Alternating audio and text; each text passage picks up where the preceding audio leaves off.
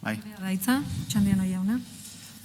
Mahaiburu Anderea, lehendakaria, legebiltzarkideok eta herri ekimen legegi honen sustatzaileok, egun guztioi eta ongi etorriak gaurko saio honetara. Lehenik eta behin, hasi nahi dut eskerrak ematen, EH Bilduren izenean, herri ekimen legegi hau sustatu duzuen eragileoi, sindikatu hoi. Bada gai bat legebiltzar hontan azkenengo 6-7 ez dakit kontua galdu dut urtetan eztabaidagai duguna.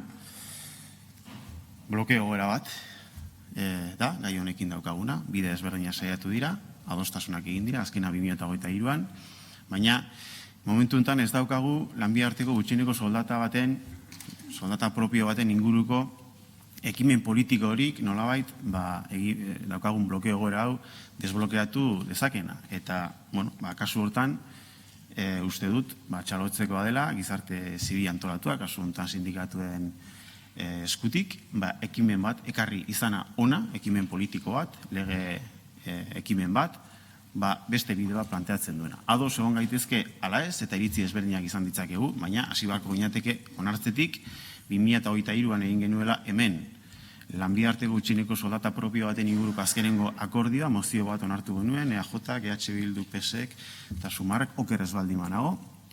Eta legebiltzar hau eta ganbara hau lanbide-arteko gutxieneko soldata baten aldekoa da, propio baten aldekoa da, baina nabarmena da, gero azalduko ditugun argudioengatik edo arrazoiengatik, hemen ez dagoela aurrera biderik lanbide-arteko gutxieneko soldata propio baten inguruan. Eta testu inguru horretan, blokeo testu inguru horretan, gizarte zibil antolatuko eragile batzuek iniziatiba hartu eta herri ekimen legegile baten bidez ona eztabaida hau ekartzea eta aurrera bide bat edo soluzio bide bat planteatzea, uste dut eskertzekoa dela hasteko eta bain.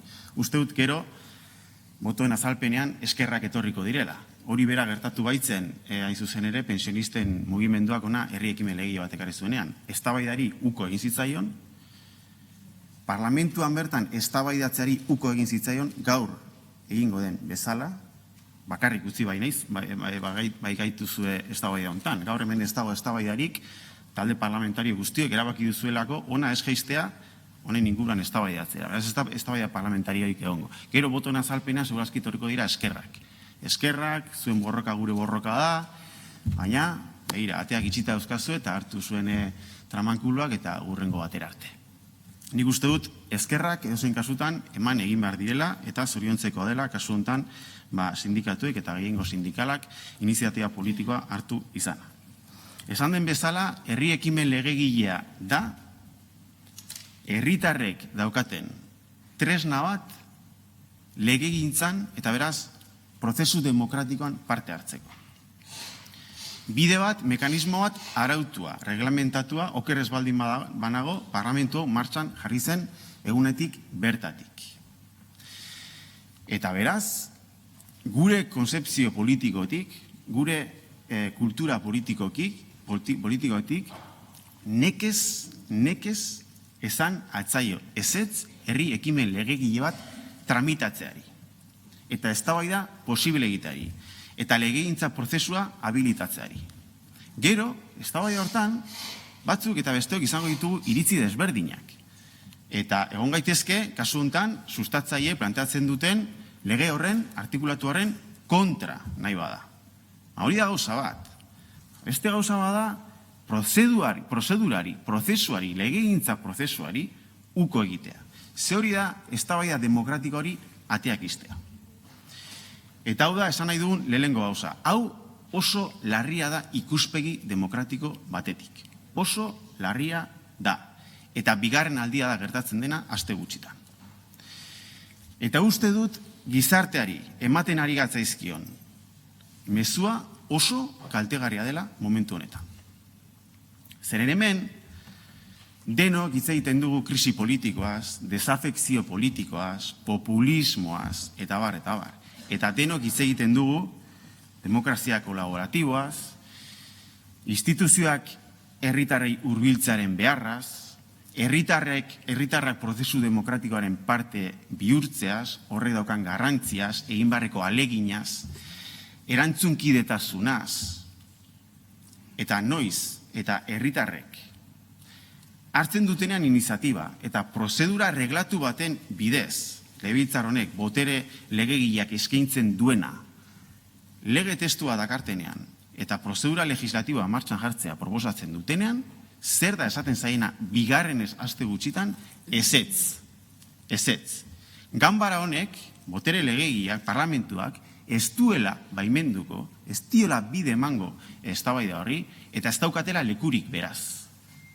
Ez daukatela lekurik beraz, eztabaida politikoa gauzatzen den marko hontan, foro hontan, hiru herrialde hauetan gizartearen borondate demokratikoa depositatzen den parlamentu honetan. Hori da, ematen ari garen mezua. Eta uste dut, benetan kontziente bagara esaten dugunaz, krisi politikoaz, desafekzioaz eta abar, alarma gorri batzuk piztu beharko liatekeela, bi aldiz segidan aste gutxitan, bi herri ekimen legegileri ezetz esateko orduan. Eta horrek kezkatzen gaitu eta asko. Gaian sartu aurretik, hau da, esateko daukagun lehenengo gauza.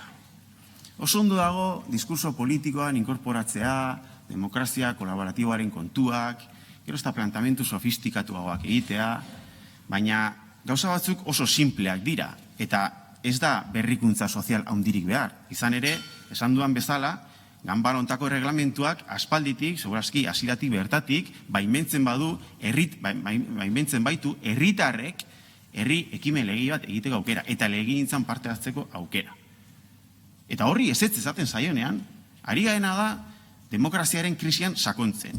Ari gara krisi politikoan sakontzen. Hori da egiten ari garena. Eta uste dut mezu hori dela erabat kaltegarria. Eta orain ponentzia bat martxan jarri nahi da hain zuzen ere demokrazian sakontzeko.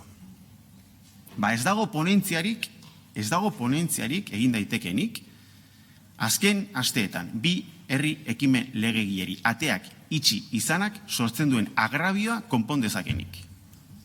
Ez dago ponentziarik, ez dago diskurso politikorik, ez dago plantamientu teoriko akademikorik gaur hemen ematen ari garen mezu antidemokratikoa konpensatu dezakenik. Eta uste dut, honi buelta bat eman beharko litzaiokela. Eta ja, pastelari ginda jartzen diona da, eztabaidan parte ez hartzea bera. Eta gainontzeko talde parlamentarioei eztabaida ukatzea bera. Zenik aurren zer egin behar du monologo bat, 30 minututako monologo bat. Ez, nik nahi dudana, guk nahi duguna, da zuekin guztiokin eztabaidatu. Zergaitik eta ze argudioaren arabera esaten zaion ezetz herri ekimen legegile honi.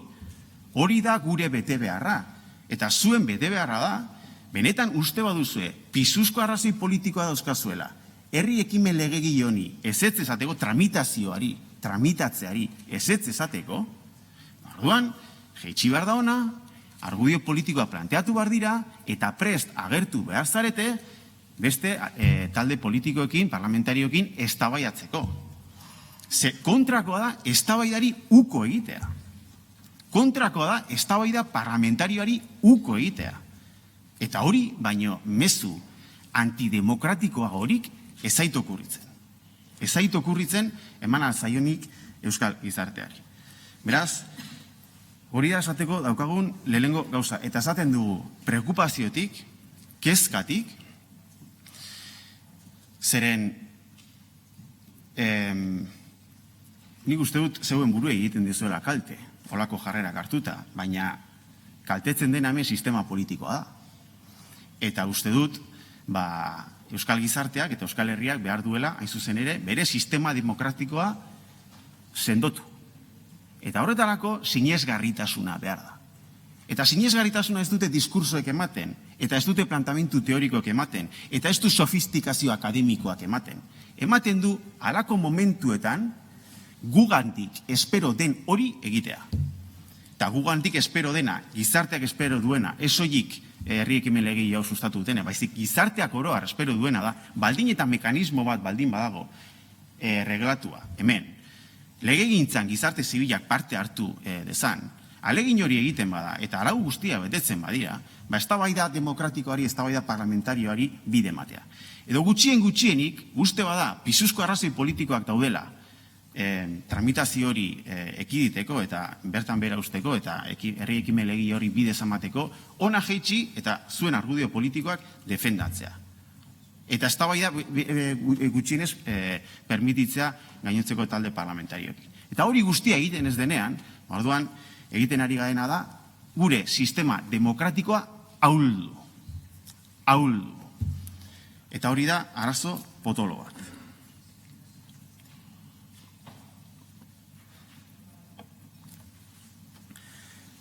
Azkenengo asteetan bi herri ekimen legegile ekarri dira parlamentu hontara. Lehena, pensionisten mugimenduak ekarritakoa. Eta testu artikulu bate horre planteatzen zuen hori, iruditu dakiguke ez dela arrazoizkoa edo ez dela komenigarria dena delakoa. Baina uste dut denok egon gaitezkela ados esatean pensionisten mugimendua planteatu zuela justiziazkoa den aldarrikapen bat. Eta apuntatzen duela injustizia bat gertatzen arina gure herrian. Eta da, bestea beste, emakumezko pensiodun batzuek 700 euroko gutxineko pensioa kobratzen dituztela. Eta injustizia horri konponbide bat eman behar zaiola. Eta horri erantzuteko ondaitezke bide desberdinak. Eta tartean, gobernuak argudiatu zuen bere bazpenean, adibidez, badaukagula gure RGIaren sistema. Badaukagula gure RGIaren sistema. Eta gia da, RGIaren bidez osagarritu daitezke gutxineko pensioak. Baina, dakigunez, osagarri horren onuradun izan daitezkeen pensionisten 7% soilik eskatzen du osagarri hori jasotzea. Beraz, sistemak badauka faila bat. Eta beraz, sistema politikoak injustizia horri aurre egiteko planteatzen dituen mekanismoak badauzkate utxuneak. Horrez esan nahi du. Justizia askoa bada aldarrikapena, pensionisten mugimendua egiten duena. Eta deno bagara kostiente, sistema politikoak injustizia horri aurre egiteko planteatzen dituen bideak utxunea dauzkatela, orduan, eztabaida pertinentea dela. Eta beraz, eztabaidari ezin zaiola atea itxi. Eta beraz, gure ardura dela, borontate demokratikoaren ordezkari garenon ardura dela, eztabaida hortan soluzio bideak planteatzea. Eta ados ez baldin bagaude, sustatzaile planteatzen dituzten irtenbideekin, alternatiba planteatzea. Hori da, heldutasun demokratikoa balego egingo genukena. Eta nola, ez dagoen, egin duguna da, esan pensionistei, zuen borroka, gure borroka da, baina bihar arte. Hori da esan dieguna, hori da eman diegun mezua lehenengo kasuan. Pensionisten belaunaldi hau da 40 urtez herri hontan lan egin duen belaunaldi bat. Da bere lan indarrez aberastasuna sortu duen belaunaldi bat. Aberastasun hori politika publikoekin banatu egin da.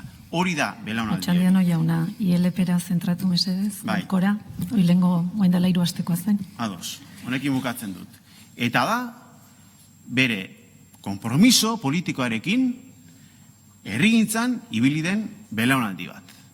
Eta bere gain hartzen duena injustiziei aurre egiteko konpromisoa. Beraz, uste dut jende horrek, eta orain, banator gaurko herri ekimen legegilea, zein sindikatuek, esan nahi dut, batzuk zein besteak, ez direlea edozein, ez da paretik pasatu den jentea eta okurritu zaiona herri ekimen legegile bat egitea. Da jende bat, injustizien konsientzia daukana, da ardura hartzeko prest dagoena, da konponbidea planteatzeko prest dagoena, eta da, demostratu duen jendea, prest dagoena, herri hau eraikitzeko bere lan indarrez, zein bere borondatez militantzian, zein konpromiso politikoarekin elkartegintzaren 1000 espresiotan. Hori da jendea datorrena parlamentu hontara, herri ekimen legegileak planteatzera. Uste dut jende horrek errespetu minimoa merezi duela. Kasu honetan, gainera sindikatua dira. Eta sindikatuek ordezkatzen dute langileria, eta beraz, euskal gizartearen zati handi bat. Eta demokratikoki hautatzen dituzte beraien ordezkariak. Bide batez esana, patronalak ez bezala. Hemen hauteskunde sindikala daude, eta jende honek, eta hau segun gaitezke esaten dituzten gauzekin, edo planteatzen dituzten gauzekin, baina demokratikoki hautatutako jendea da, langileek hautatua, beren ekintza eta ardura sindikalak hartzeko. Batu dira, eta ados jarri dira, lege artikulatu bat idazteko, eta ona, proposamen legegile bat ekartzeko. Esan nahi duana da, eta zain nahi nuena da, pensionisten kasuan, zein sindikatuen kasuan, badela jende bat, legitimidade bat aitortu behar dioguna. Batzu pasatu dutelako 8 urte astero gure herriko plazetan konzentratzen. Horrek beraian merezi du errespetu bat. Eta beste batzuk, ordezkari demokratikoak direlako. Y hoy traen una propuesta legislativa que se refiere al salario mínimo interprofesional propio. En este Parlamento llevamos, no sé ya si son 7, 8 años a vueltas con un salario mínimo interprofesional propio. El último acuerdo en esta Cámara se hizo en el año 2023, en el que se aprobó una moción que dice lo siguiente, y voy a leer textualmente el último acuerdo, la última moción que aprobó esta Cámara por mayoría absoluta. Se reconoce la importancia del incremento del salario mínimo interprofesional, que beneficia directamente a más de 50.000 trabajadores y trabajadoras de Euskadi. 2. En cualquier caso, habida cuenta de nuestra realidad socioeconómica y siempre desde el respeto a la negociación colectiva, manifiesta la conveniencia de que los sindicatos y la patronal acuerden, en el marco del acuerdo interprofesional, un salario mínimo de negociación colectiva en Euskadi en base a la realidad socioeconómica del País Vasco. Ratificando su compromiso por el empleo de calidad, insta al Gobierno vasco a continuar adoptando una actitud proactiva para la adopción de las medidas necesarias para avanzar en ese compromiso y con ello defender y fomentar en todos los marcos de empleo y diálogo social la mejora de los salarios y de las condiciones laborales de los trabajadores y trabajadoras de Euskadi. Y cuarto, en este sentido y en concreto, insta al Gobierno vasco a impulsar desde el respeto a la autonomía de los agentes sociales que el acuerdo interprofesional recoja un salario mínimo de negociación colectiva que corresponda con la realidad socioeconómica del País Vasco. No me voy a extender en los beneficios que supone un salario mínimo interprofesional propio, porque doy por supuesto que esta posición política que adopta este Pleno a través de esta moción no se ha visto alterada. Quiero pensar que en los últimos 2 años, los diferentes grupos políticos que aprobamos esta moción mantenemos la posición con respecto al salario mínimo interprofesional propio que manifiesta esta moción. Quiero pensar. Por lo tanto, yo creo que todos y todas somos bastante conscientes de cuáles son los beneficios de un salario mínimo interprofesional propio. No creo que merezca extenderme en este sentido. En cualquier caso, y muy sucintamente, reduce la pobreza de las personas ocupadas como la desigualdad en el tramo inferior de la distribución salarial, contribuye a la igualdad de género, a mejorar las condiciones de vida de la gente joven. Y a este respecto, pues tenemos encima de la mesa el último informe de la emancipación juvenil, que arroja datos que dibujan una situación de emergencia, que tiene que ver con los salarios precisamente que tienen los jóvenes. Por lo tanto, con esta propuesta que hoy estamos debatiendo. 18,4 urte bitarteko soldata bego gazten bataz besteko soldata garbia 174,7 handitu beharko litzateke alokairu bat prezio onargarritan ordaindu ahal izateko. 125 urtetik berakoen kasuan. 18,4 urte bitarteko soldatapeko gazten bataz besteko soldata garbia 114,2 igo beharko litzateke hipoteka mailegu baten lehen kuota prezio onargarritan ordaindu ahal izateko. Are gehiago 30 urtetik berakoen kasuan. Esta es la situación que tenemos encima de la mesa con respecto a la emancipación juvenil, que tiene que ver con 2 factores fundamentales, salarios y vivienda. Salarios y vivienda. Y sabemos que buena parte de los beneficiarias de un salario mínimo interprofesional propio serían precisamente los y las jóvenes de esta parte del país. La Carta Social Europea dice que el SMI debe ser del orden del 60% del salario medio a jornada completa, lo cual supone que un SMI acorde a nuestras condiciones socioeconómicas, carestía de la vida, precios de la vivienda, productividad, nivel salarial, etcétera, sería del orden de un 30-40% superior al SMI estatal, que hoy está en 1.184 euros mes brutos por 14 pagas. Y este SMI propio afectaría alrededor de 61.000 trabajadores, la mayoría mujeres. Por lo tanto, sabemos también que el SMI propio es una herramienta para combatir la brecha de género en el mercado laboral. Damos por supuesto que no se ha modificado la posición de los diferentes grupos parlamentarios con respecto al SMI propio. Damos por supuesto. Por tanto, pues entendemos que no hay razones de peso para hacer este debate. Permitir la tramitación de esta ILP. Y después, en el debate parlamentario, pues plantear si la solución que plantean o la gestión que plantean los sindicatos en estos momentos es pertinente o no y cuáles son las alternativas que hay que poner encima de la mesa habiendo, como estamos, en una situación de bloqueo. Y la situación de bloqueo viene dado por el veto que impone Confebask a la posibilidad de negociar un acuerdo interprofesional con los sindicatos en el que se establezca un SMI propio. Y yo creo que aquí también estamos de acuerdo, porque hemos escuchado al propio consejero de Trabajo denunciar el veto precisamente de Confebask a la posibilidad de negociar un acuerdo interprofesional. Y el veto, y lo ha dicho el representante sindical, Michel Acuña, el veto se ha producido hasta en 3 ocasiones. Y esto ya se está convirtiendo en deporte popular.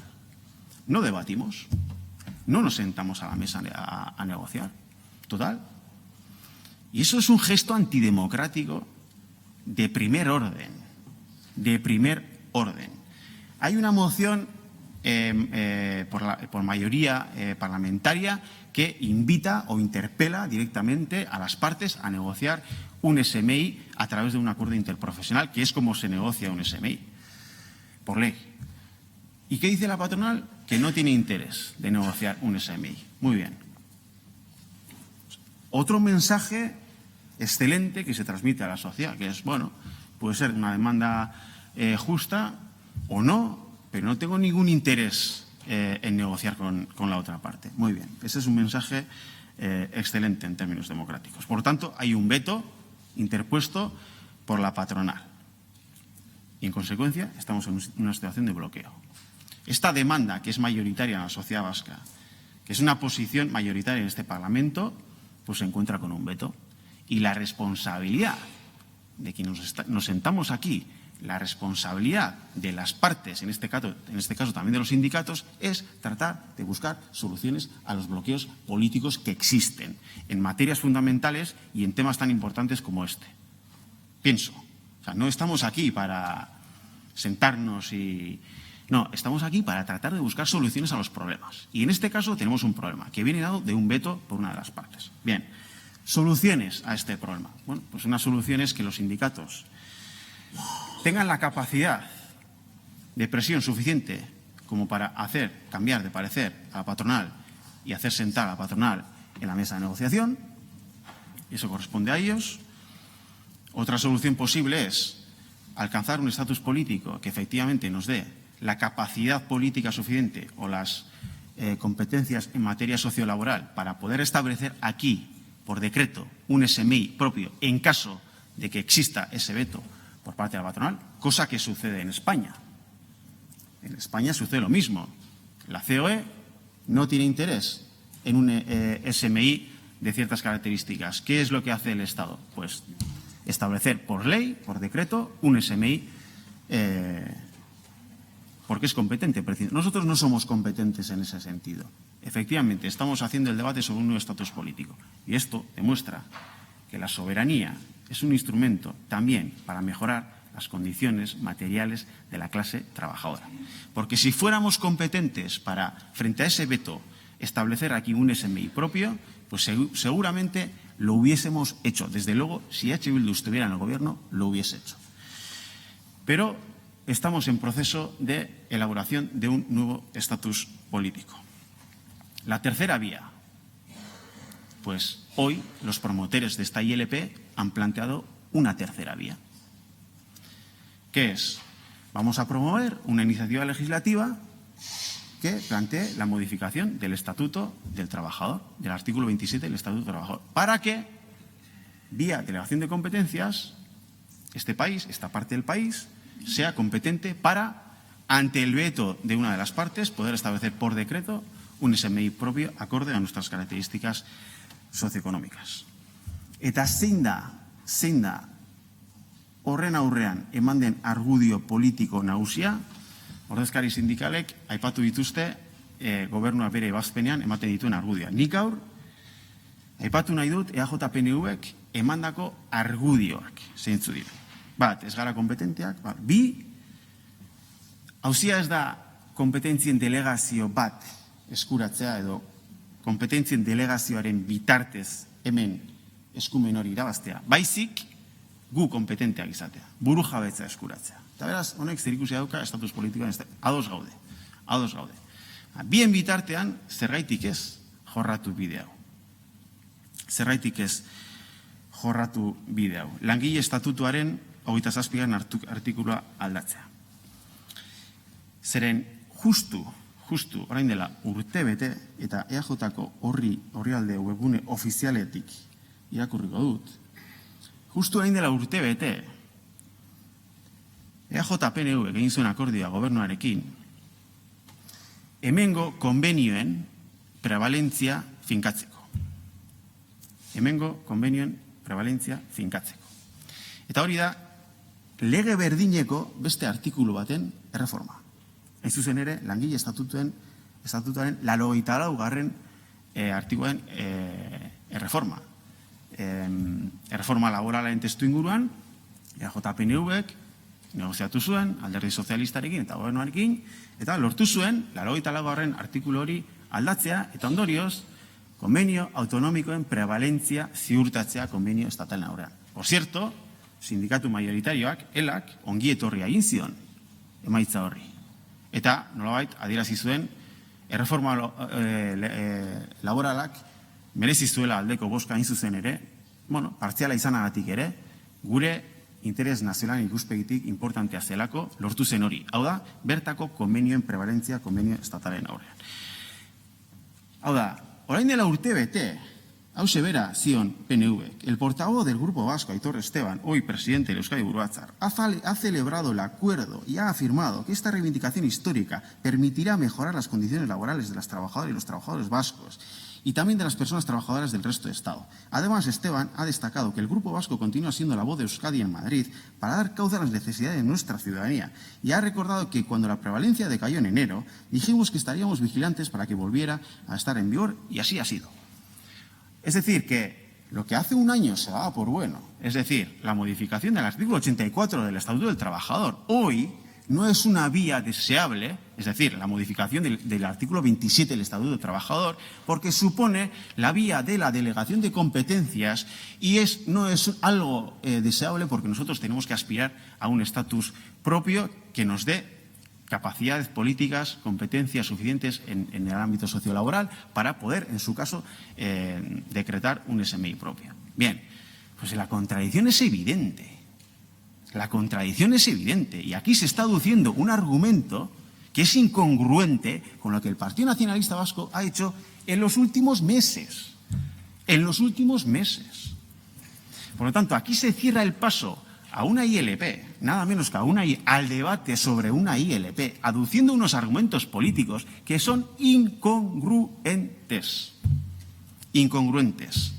Ahora, se menosprecia la vía de la delegación de competencias cuando hace escasamente un año, exactamente hablándose de la reforma de la misma ley, se daba por bueno. De hecho, se nos planteaba que gracias a la capacidad negociadora y la perseverancia del PNV se había conseguido algo muy importante para este país.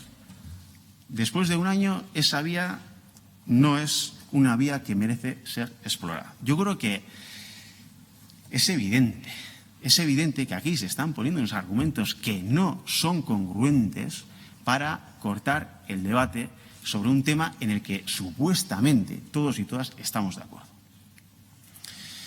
Eta hau larria iruditzen zaigu, eta honekin bukatuko dut. Hasierako puntura bueltatuz. Halako mezu demokratiko bat izango da, hau da, herri ekimen legile bati tramitazioa oztopatuko bazaio, izango da, pisuzko arrazoi politikoa daudelako horretarako. Eta ematen dien arrazoi politikoak inkongruente badira. Esan nahi da, bestelako interes batzuk daudela, atzetik, esplizitatu nahi ez direnak. Ze bestela nola ulertu behar dugu hau. Bi gauza gertatu daitezke hemen. Bat, iritziz aldatu duzuela, eta ez da lehengo kasua izango, segurtasuna dira daukionez, sailburuak berak onartu duela gutxi, orain dela urtebetetik ona, iritzi aldatu duela gauza sensible batean, izan daiteke esplikazio bat. Hemen ere, iritziz aldatu duzue. Hau da, gaur egun lanbide-arteko gutxieneko soldata propio baten iritzia beste bat da, zuen partetik, hala bada, jaitxiona eta esplikatu zergaitik aldatu zuen iritziz. Edo agian gobernuko bazkideen artean ez zaudete ados. Eta hori da afera. Eta hala baldin bada, uste dut, bai, ekimen legegilea planteatu dutenek, bai guk gainontzeko oposizio alderdi, eta bai gizarteak, esplikazio bat merezi duela. Eta gai izan behar zaretela, ona jaitsi eta esateko, begira, ez gaude ados. Planteatzen duten bidea, ez zaigu, biotako bati ondo iruditzen, eta orduan, erabaki duguna da, ez duela merezi eztabaida honek, eta ez dugu denbora hontan galduko. Zerbait esan beharko da. Amaitu mesedez, Otxandiano jauna. Zerbait esan beharko da, bestela, ari garelako, kalte demokratiko handi bat egiten. Mezua baita, eta ez dago beste erabatera ulertzerik, ematen zaiena gaur sustatzaiei, ekimen legien sustatzaiei, da oso ondo, zorionak, jarraitu horrela, baina borondate demokratikoa depositatzen den kamara hontan, zuek ez daukazu lekurik eta zuen eztabaidak gure ikuspegitik ez du merezi. Eta hori da sekulako kalte demokratikoa egiten zaiona gure sistema demokratikoari. Mila esker. Eskerrik asko, Otxandiano jauna.